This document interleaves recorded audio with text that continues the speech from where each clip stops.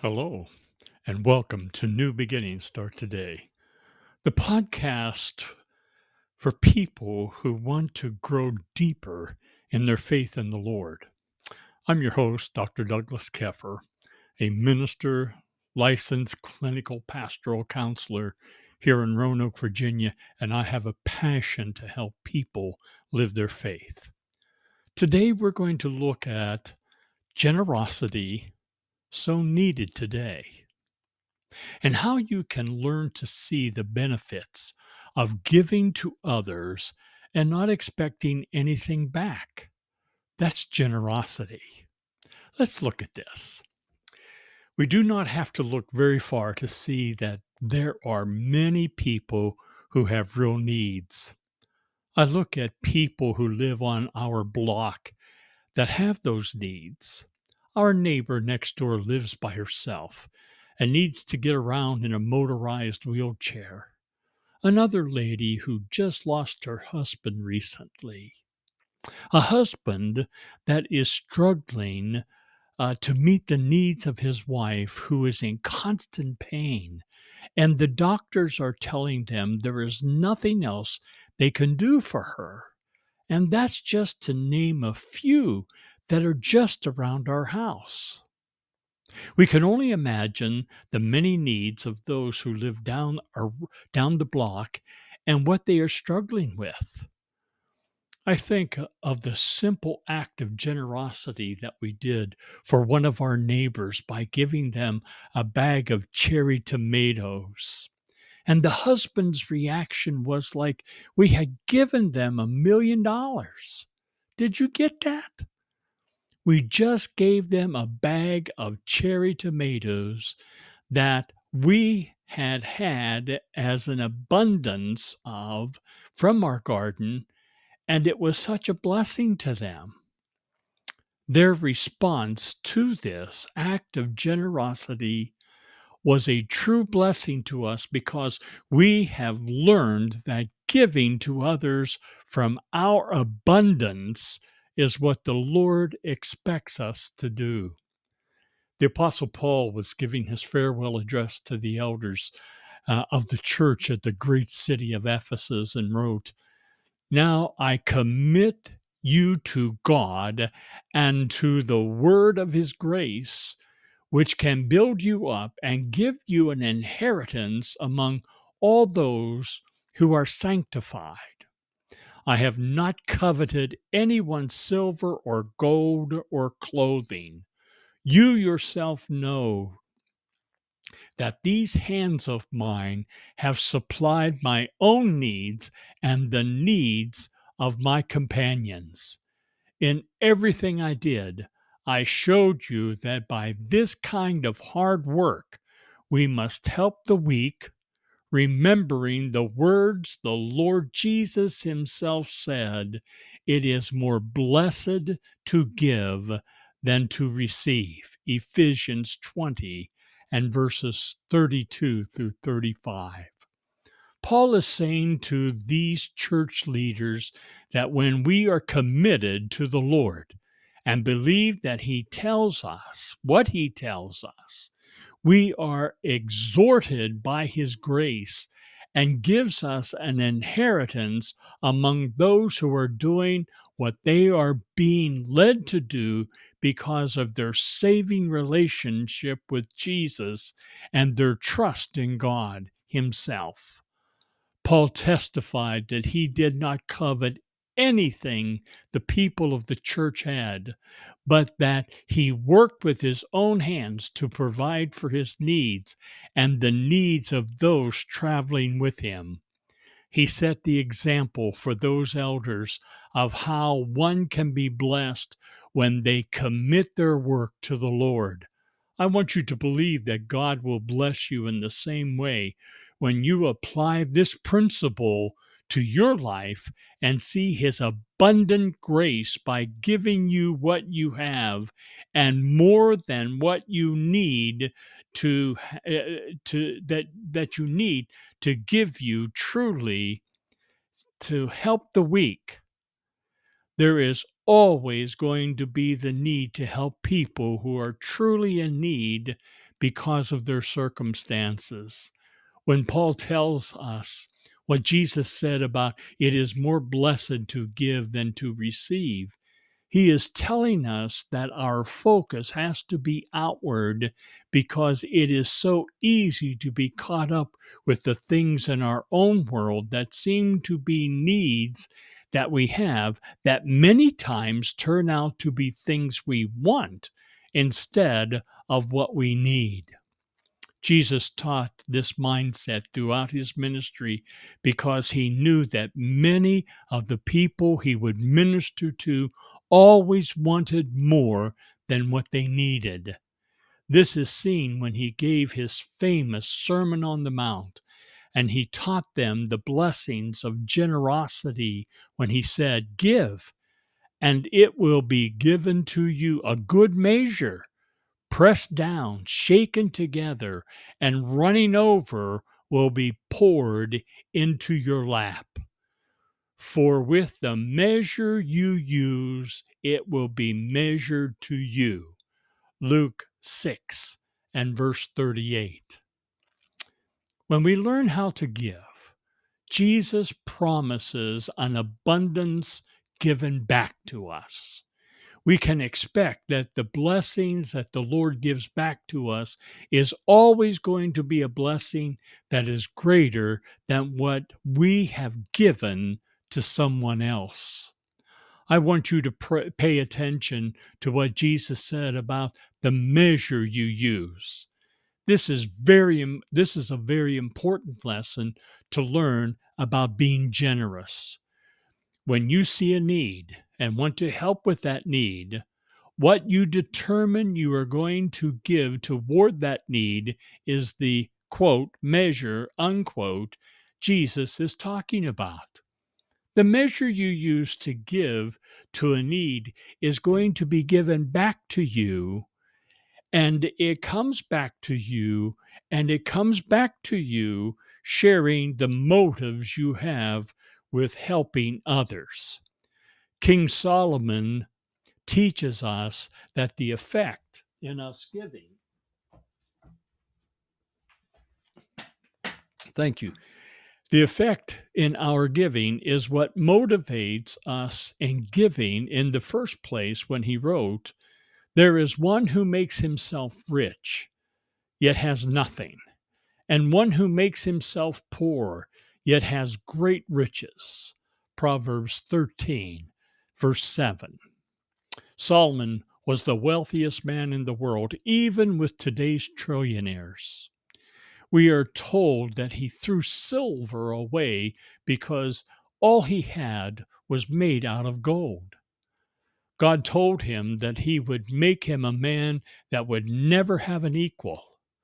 Solomon continued to make himself rich, but in the end he had nothing because he turned his eyes off of God's blessings, and God took away the abundance that he had given him.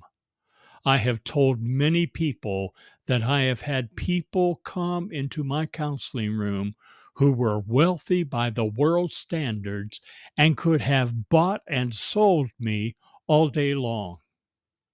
They came to me because of what they believed I could help them with, and God gave me the opportunity to give them the gift of God's abundance. It was and is wonderful to watch. I then could look at my status compared to theirs and could be considered poor. I knew that I had great riches because of how I saw the Lord's hand on me and my ministry. I believed this truth about giving with every ounce of my being. You can't outgive God. That is so true. So many times he has proved this over and over to us in how we have been blessed because we went ahead and gave to a special need that was presented to us at church or other places. It could be a family member of one of our Sunday school class members that needed help because of their circumstances. We would get the offering basket out of the closet and pass it around the class and raise money to help with that need. We then would see how that the Lord blessed that giving by blessing us with a need we had been praying for and knew it was who makes himself poor yet has great riches that allowed us to see his blessing. Jesus gives us an example of a woman who made herself poor but was truly rich toward God. He took his disciples to the temple when offerings were being brought to the temple.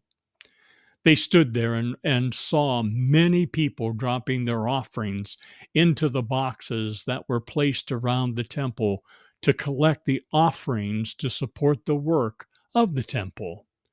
Jesus knew that there would be a woman coming to the temple to give her offering, but her offering was very special, and the Lord was going to use that woman's generosity as a great teaching point to those men and for their edification.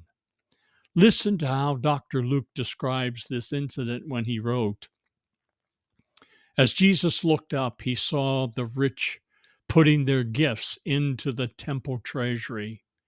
He also saw a poor widow put in 2 very small copper coins.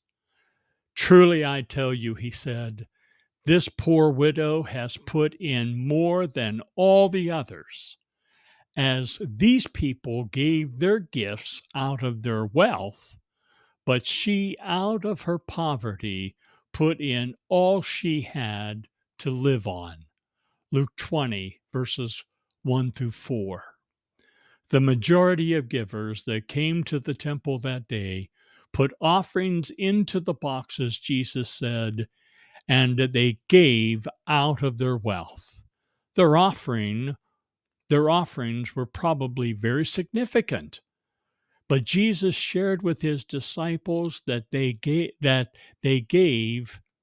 what they gave didn't make a dent in what resources they had at their disposal. It was very difficult for the poor widow. It was poor. It was hard.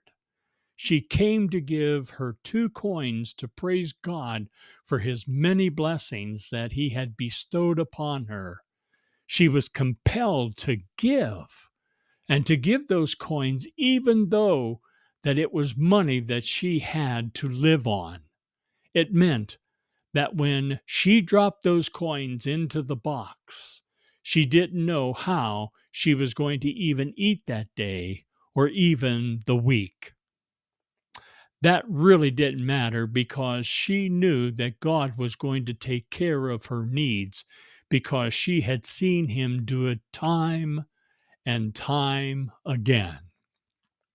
Remember, you can't outgive God. Jesus said that this poor widow has put in more than all the others. This is how I want God to see the offerings we give each and every week to our church and other needs that we support. We sit and talk, my wife and I, about how blessed we are all the time. And it is because God knows our motives for giving and he counts it as generosity. We may not have much by the world's standards, but we know we are truly rich because of the Lord's blessings and care for us. This kind of generosity has been shown to me by a dear friend who has shared his resources with me that enabled me to set up a benevolence fund in my counseling practice. This enabled me to see clients that could not pay for their session, and I used that fund to pay for my services for them. This generosity has been such a blessing to my life, and he continues to do so in such selfless ways. God has blessed him, And he has blessed him in so many ways because he learned the blessing of making himself poor so that God can make him rich in his blessings. I pray that all of you will learn how to be generous in your life by giving to the Lord according to how you have seen your lives be blessed by God's generosity. Thank you for listening to this episode. And I want to invite you to contact me and share how you have been generous, being generous in your giving, that it has been a blessing to so many others. Answer this question. How has God's generosity blessed you that has allowed you in turn to be generous to others' needs? If you are seeing this on YouTube, please click the subscribe button and the like button. Also, click on the share button and share it with all your friends. That would be so helpful to me. Tell me about other issues you would like me to address by leaving your comments. And you can also email me at drdouglaskeffer@gmail.com. I also encourage you to pick up a copy and to order a copy of my book, New Beginnings Start Today with God. You can get that on my website by clicking the link below. Until next time, God bless each of you.